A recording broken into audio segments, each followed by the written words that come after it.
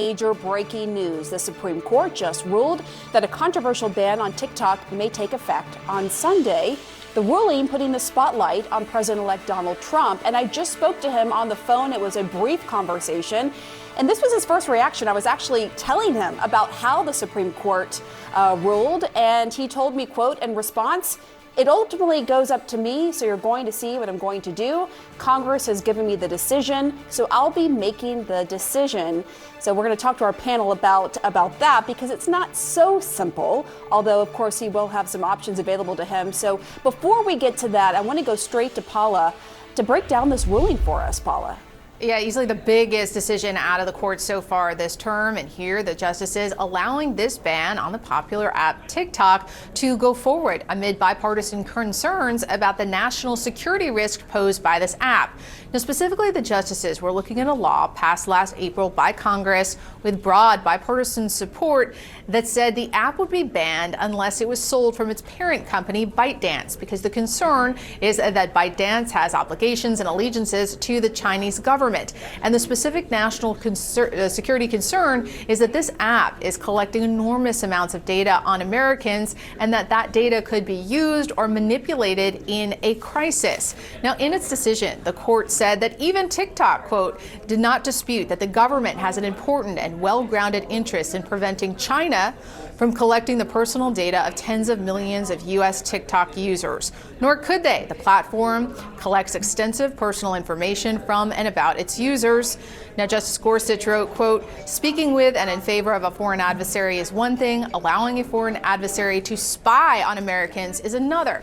Now, TikTok had argued that this ban is a violation of the First Amendment. As we know, nearly 200 million Americans use this app to express themselves, everything from the news to cat videos to the latest dance craze.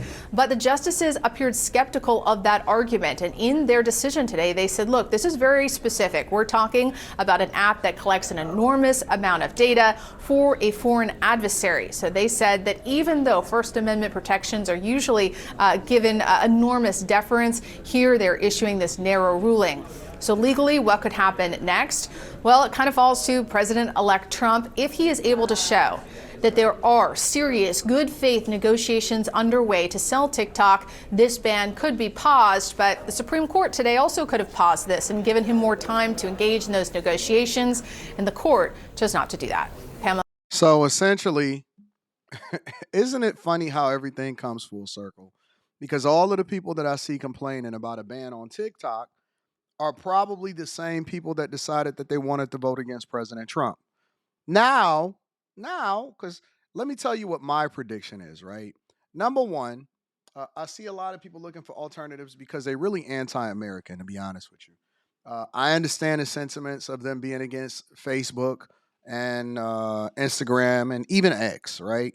They're anti-American, so what they'd rather do is run over to another foreign app from a country they've never been to, like Red Note or Lemonade, and it's still owned by the same company, ByteDance. What I also see is a lot of users, and I'll actually share some of those videos with you later. I see a lot of users that are on those applications that's basically saying, we don't even like y'all, but come on over here so that we can make fun of y'all. So it's a lot of users on these Red Note apps that are making fun of Americans on TikTok, saying that their content is even substandard and they're not even rocking with them. And so then you see the Americans in the comments and they're saying, I feel like this is my first day of school. Y'all want to be accepted so bad from people that don't even rock with you. And I think that the Supreme Court obviously has a case when they say that there's an enormous amount of data that's being used against Americans or can be used and collected from Americans, and they're so busy trying to make sure that they create a community amongst each other on an application that wasn't even made for you guys. When TikTok was first created, it was created for kids. And so that's when you start seeing all of the dances and all of that. And basically, y'all took it over and made it y'all own. And I'm not saying it should or it shouldn't be banned, but I'm saying that there's reasonable concern, especially when you evaluate how Chinese customs operate. And if you understand their cultural norms, you'll also understand that they don't even allow for their citizens to post some of the stuff that we post on our applications or that are available here in the United States of America. Meaning that there's extreme censorship and the stuff that they feed their citizens is not the same thing that we feed our citizens. Do I think that there's ultimately going to be a ban on TikTok, or do I think that Trump is ultimately going to allow for TikTok to exist, considering that we now, as Republicans, control Congress? And then, in addition to that, they're basically getting in line, and you see the TikTok CEO is going to be attending the inauguration. I believe that ultimately Trump will probably save it because it goes back into his hands now that the Supreme Court has made a ruling to say that it is we do have the availability to be able to ban TikTok. But let's continue over with the show and let's see what else has got to be said so that we can make the most informed decision. Yeah, that's certainly notable. I want to bring Joan in because it's interesting. Donald Trump was once spearheading the effort to ban TikTok, and then he's had this reversal. He wants to save it, right? The justices actually noted that he once tried to ban it. They did, right at the top of the opinion. In a couple different instances, the justices referred to the fact that in August of 2020, Donald Trump had actually issued an executive order against TikTok. And it also noted that he had expressed concerns for the vast swaths of information that TikTok collects on American users. And that goes to the justices' grounds. Just to remind everyone what the federal government had argued here. Two grounds. They argued two grounds. One is all the data that's collected, the amassing of data from 170 million users. But then they also argued that TikTok not only had that data to use for blackmail or espionage, but also would be in a position to covertly manipulate messages, different kinds of propaganda.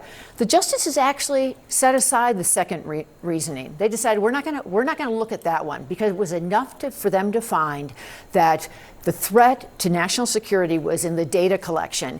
And we kind of saw this coming because during oral arguments, several of the justices talked about information that could be collected now on young people who down the road, 10, 15 years from now, come into more important positions and then could be vulnerable to what had been collected on them. And just the risk of not just today, that data collection, but down the road, what Beijing could potentially do to it. And that was the crux of their reasoning today, Pam. And so now. So ultimately, what's being communicated is that Trump has ultimate decision making as to whether or not this application is going to exist or go away. And I find it funny because all of the people that probably voted against him is now depending on him and praying and hoping and wishing that he leaves the application open so that they can do their little conversations and their dances and all of that. I guess I'm indifferent either way. The only thing I care about is it's in the best interest of Americans and that extreme forms of data, because some people will make the case and say, well, there's data that's being collected from all of these other companies, social media companies that's inside the United States of America. Yep, I don't think that that's right either, but I certainly don't think that it should be data extensively going over to our adversaries that allow for them to control what's happening in the future or be able to manipulate that data in any way that they see fit. But ultimately, I think that any company that does business in America needs to acquiesce over to American standards and do things according to how we see fit.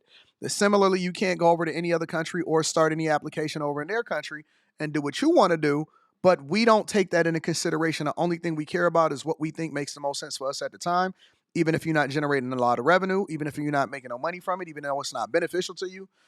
Ultimately, I think that Trump will decide to keep TikTok.